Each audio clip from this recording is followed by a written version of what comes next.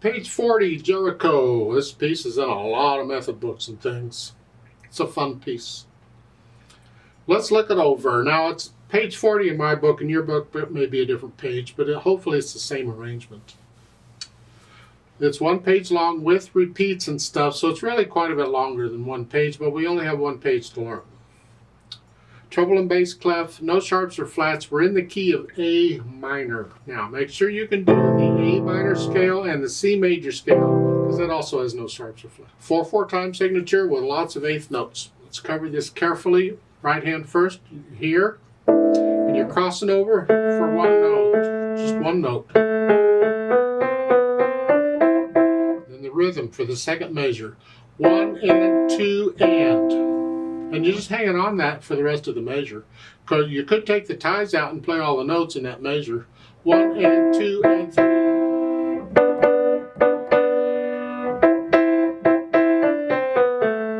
But when you get a handle on that, put the tie in, just hang on to it. 1 and 2 and 3 and 4 and 1 and 2 and 3. Into the second line, you just reach up. It's an octave and then claps. 3 and back up. So we just changed hand positions on repeated notes, all that is. That's fine.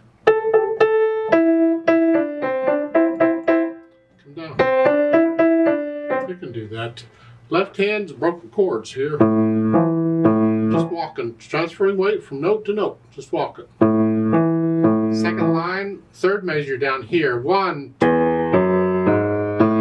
Crossover for one note here, and then you repeat back up. You get the same thing in the fourth line down, last two.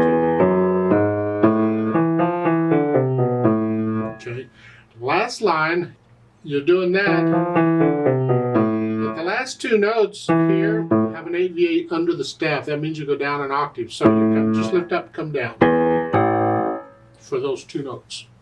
So put the hands together, you're here.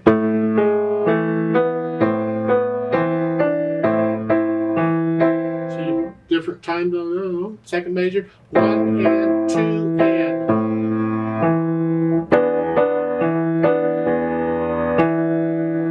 You put the hands together and then get rid of the hesitation, so it's a steady beat. And as far as articulation goes, they don't give you much. You can go ahead and connect it, I guess. I mean, in theory, you could disconnect the left hand if you want. It doesn't say anything.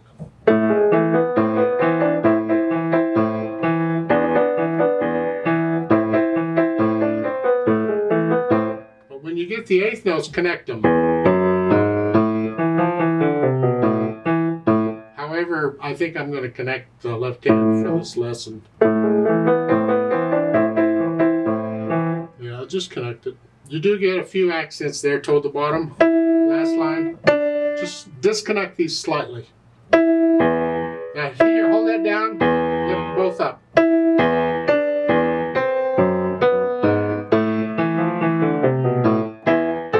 They both have the accents. The dynamics, they apply to the melody, mezzo forte, whatever you think moderately loud is. Keep these soft.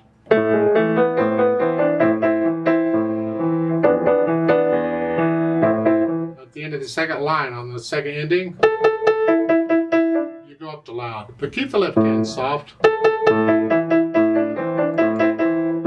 And stay loose, stay relaxed. I'm just using more weight to play louder is all it is.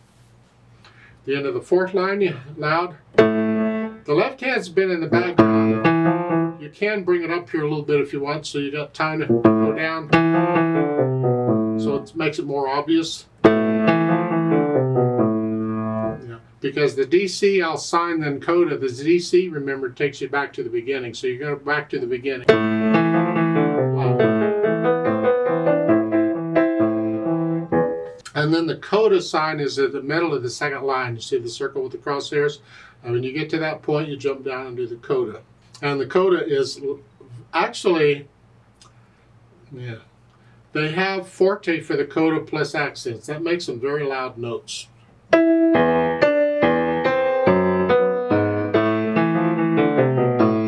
it loud, or very loud, or something. Okay. To me, the accents there are not so much to make it louder, but to tell you to separate the notes. You see, it's a style of interpreting accented notes, and it's not just piano. Lots of instruments do this. When you have note after note that's accented like this, at the coda we have all those notes in the right hand are accented. Well, with the piano, all we can do is play them a little louder, but we can separate them slightly, and that helps to kind of tell them this is accented.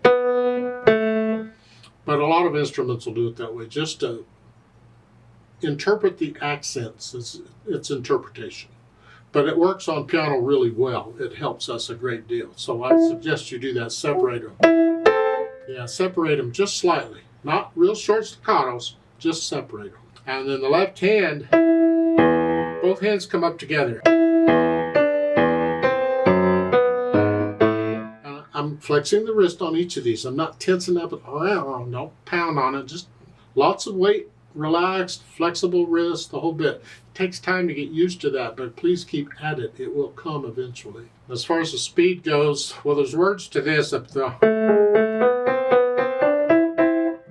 heard this done a whole lot of different speeds. Depends on whether you're going to sing it or not. Some people, they get really carried away and take it way too fast, but it's not a slow piece. Whatever speed you think it should go, somewhere in the middle, I suppose. There is a note at the bottom where it says you can do this in a swing style. It doesn't use those words, but that's what it means. You can play it in long short. The rhythm, the counting is long short. 1 and 2 and 3 and 4, and you can do the.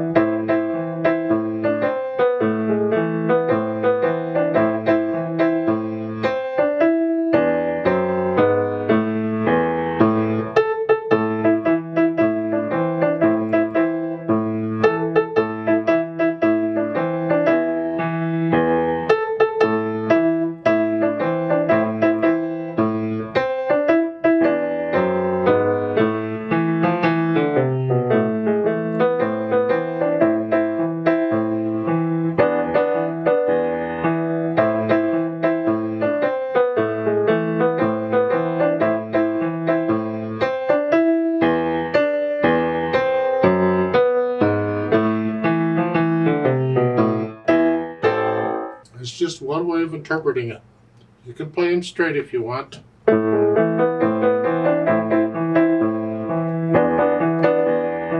It's entirely up to you. In the play with me, I'm going to do them straight. Okay, you can swing it on your own. In fact, let's do the play with me now. I'll give us 4 counts. I'm not going to do any dynamics, but I'm going to do the repeat and the DC and all that very slowly. 1 and 2 and ready and go and.